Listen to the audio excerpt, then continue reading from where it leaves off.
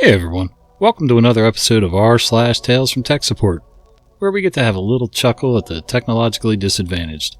I'm Uncle Reddit, and have I got a story for you. Excuse my voice today, guys. Got a little bit of a cold going on here, not sure what's up with that, but I know I've been a little raspy the last couple videos, and today seems even worse. Well, let's get on with the stories. The caps lock key, the shift key, the typewriter, the computer, and the explosion? This is from over 20 years ago. My husband and I were visiting his mom and her husband, and they invited a friend of theirs over. The friend especially wanted to meet us, as he'd heard that we both worked with computers. The friend explained that he had bought a computer the other year. When he needed to type in a capital letter, he'd hit the caps lock button, type that letter, and then hit the caps lock again. And this worked, but he said he had a question about that. Okay, we said in an encouraging manner. He had found that when he worked with a typewriter that he could hold down the shift key, press a letter, and then the letter would be a capital letter. We both nodded. The question, he continued, was whether or not the computer would also work the same way as the typewriter did, in that if he held down the shift key on the computer and typed a letter, would it also be a capitalized letter? I have regretted for years and years now not answering that with, "Thank God you didn't try that, the whole thing would have exploded." As it was, we told him that yes, the computer keyboard would indeed work the same way as the typewriter keyboard would. He nodded sagely, and we continued to talk about how these computers are very interesting. Man, that needs more detail. Like, did he keep doing it? What happened? Like, okay. I was expecting so much more. OP, add some detail. And for our next story, please retire. Again. I'm not sure why, but whenever I read this subreddit, I decide I need to post 2 to 4 posts in a row, and one of the posts needs to spread pain to everyone else who has felt this. I currently work as IT for traveling salespersons. There's a career path for some of these salespersons that allows them the benefits of retirement while continuing to make sales. It's called a retirement contract. Less pay and no extra pay past the sales commission, but no pressure to hit sales quotas anymore. In this recent story, the salesperson started his retirement contract before I was born and is pushing into his 90s. In the last 3 weeks, he has had 27 tickets for forgetting his password. This exchange happens the day after giving him a password akin to C-Spot Run 123, which the entire IT staff has memorized. We'll call him Dave. VoIP rings with a number I shouldn't have memorized when we support about 2,000 people. Me. Help desk, this is Absinthe. Dave. Hey there, Absinthe. I'm trying to log into the training program to get all my training done for the end of the year, and I'm having some trouble. Me. Dave. We went over this last week. You're all caught up on your training. Dave. Well, the issue seems to be that the darn site won't take my password. Me. Are you logging into the right place? Dave. Well, first I went through 5 minutes of confusing steps that have nothing to do with getting into the training program. Me. Dave, did you go to main site that 90% of applications use? Dave. Well, no. Me. Alright, let's go to the site. Dave. Okay. 2 minutes later. Me. Dave, are you on the site? Dave. What? Me. Dave, open the TeamViewer. Side note. I spent 4 hours of my life with this user, training him so thoroughly on TeamViewer that I'm not sure I didn't just force him to have muscle memory on how to open the program. After Dave opens TeamViewer, I find that he has nothing open, so he hadn't attempted to open the site, nor do I have any idea what he was plugging his password into previously. Me. Okay, Dave, so we're going to open site link that's on the desktop. User signs into the site successfully on the first try. Now we're going to click on the learning program link. Secondary login prompt that uses the same password. Dave. Oh shoot, I'm not sure. Me. Dave, it's the same password you just logged in with. Dave. Oh, okay. Login failed. Login failed. Login failed. User locked. I unlocked Dave's account. Login failed again. Me. Dave, you misspelled your username that time. Dave continues to type in his password. 1 keystroke at a time. Me. Dave, it's not going to work if you don't fix your username. Tap, tap, tap, tap, tap. Me, Dave, stop typing. I need you to fix your username. Tap, tap, tap, tap, tap. I tried to time the tapping with clicking away to fix his username. TeamViewer input lag was my downfall.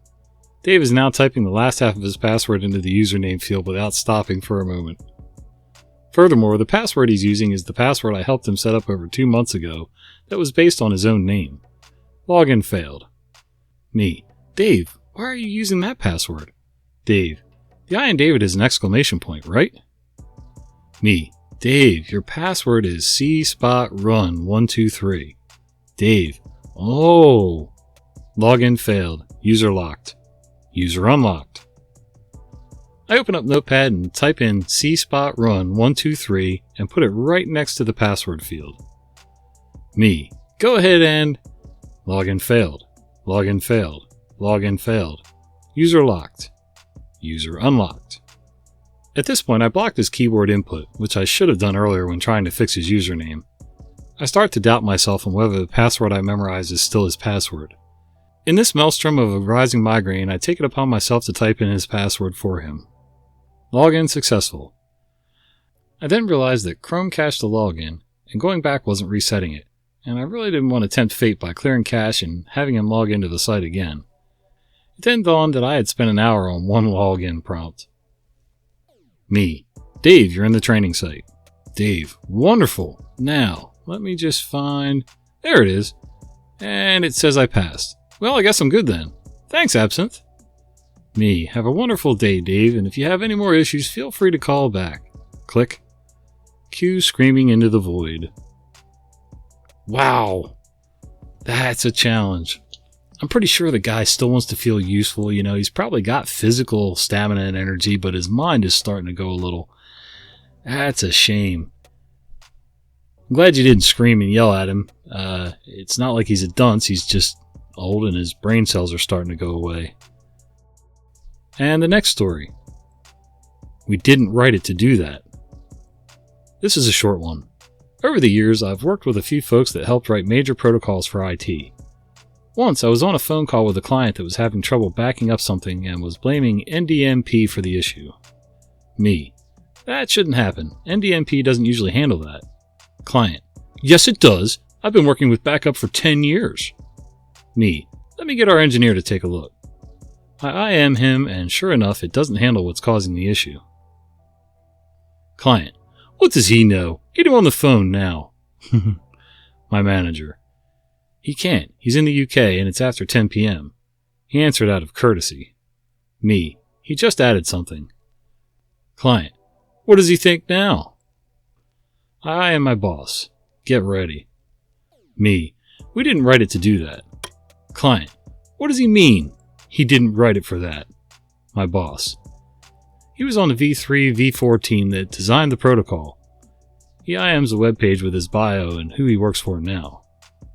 Client, well, check again.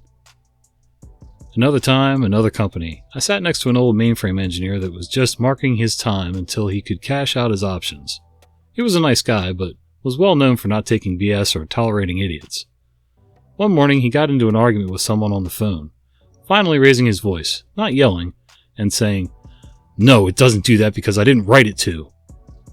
I love a good challenge, but remember, I usually come to the table with a very good hand already. Yeah, I love it when people think they know better. And it's sort of sweet when you get to prove them wrong. And for our next story, providing detailed instructions is reported to my boss as condescending. Just thought of this incident from the mid-90s. Might be a bit long, but thought it might get a chuckle from those that remember MS-DOS support. Background. At the time, I'm in my early 20s, fairly professional in all aspects of my job and working for a business software company with less than 20 employees. I'm the sole programmer for the warehouse software, and the company has 3 tech support people for my software. I'm at a point in the company where I usually don't answer tech calls, unless the ticket's been escalated to me or there's no support staff available, out to lunch, at a client site, already on a tech call, etc. So if I take the call, you're getting the most knowledgeable person that can resolve it. One day, I'm forced to answer a support call, and the customer is already very short with his responses. I'll skip the general introductions and description of the actual issue. not relevant to the story. Me. Well, that shouldn't be happening. It could be that you don't have the latest file version of one of the programs. We'll just need to check. User. Okay, fine. Me. Are you at the machine? User. Yes. Slightly angry. Where else would I be? It should be noted that they have several machines running the networked software at their site. From what I remember, at least 3 in their warehouse and 1 in the offices. So how the heck should I know his location? Maybe he was in his office. Me. Okay, can you get to a DOS prompt? User. I'm there. Now, for those of you that may not know, back then you had to use an 8.3 file naming system. And since the name of the software was longer than that, software was installed in a directory name that was a condensed form of the software name with a version number. Typically, anyone that wasn't familiar with it would have a hard time locating it in DOS. Whenever I provided support, I would always spell it out, and it eventually became a reflex to do it fairly quickly. I also always confirmed they are using the correct drive letter, because our software required a mapped drive to connect to our server files and databases. Me. Okay, please type C:\enter. User. Silence. A few seconds pass by. Me. Now type in CD\WHS SFT 2.1 enter. User. Silent. More seconds pass by. Me. And type in directory *.exe. Enter. User. Click. Dial tone. Well, that was weird. Guess we were disconnected when I started providing instructions. A few minutes later, my boss, the owner, calls me into his office. Now, my boss loved me, so it's weird to get randomly called in unless he wants an update on my programming upgrades for the software, or to discuss an upcoming sale with client requests that we haven't implemented before, but the head of R&D is usually involved in those discussions. Me. Hey, what's up? Boss. I personally got a call from user saying you were very condescending during a support call. Me. Huh? I was just trying to find out the file dates of the programs and the line was cut off. Boss. Yeah, he hung up, saying you disrespected him and whatever. In his words, I work on computers all day. I know what I'm doing, blah blah blah. He actually asked for someone else to help him. I know you're busy with the upgrade and I'd have someone call back, but you're all I got today. I've known him for years and he wants everyone to know he's the smartest guy in the room. But I know you. You've got this. Just call back and apologize in some way, even if he's still being a jerk. Try to make it look like he's not an idiot. Me. Yeah, sure thing. So I call back. Me. Hi, user. I'm sorry if there was some misunderstanding. I just wanted to get the dates of the executables from the machine. User. You should be sorry. I work on computers. And he continues his rant. Me. I understand. Again, I'm sorry. I'm just accustomed to providing detailed instructions to users that aren't very technically inclined, but anyway, I'll need the list of dates for the executables. User. Okay. Typing. There are none. Jeez, they have to be there. He told me before that the menu screen was displayed on the machine. Me, trying not to sound condescending, so not spelling it out. Are you in the warehouse software directory? User. Yes. Me. Well, I'm not sure how to help. The machine was running the software before, so the executables have to be there. User. Silence. Me. Can you tell me what files are in that directory? Again, don't want to be condescending by asking him if he's in the right directory, or even to type dir enter.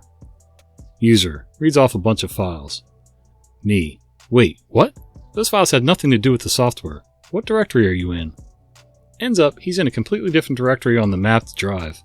Me. Okay, you need to be in the warehouse software directory on the C drive. User. Okay. He starts typing. It's not there. How do I get there? Me. Type in C:\enter CD / yada yada yada yada. Enter. User. Okay, here's the dates for the files. Ugh.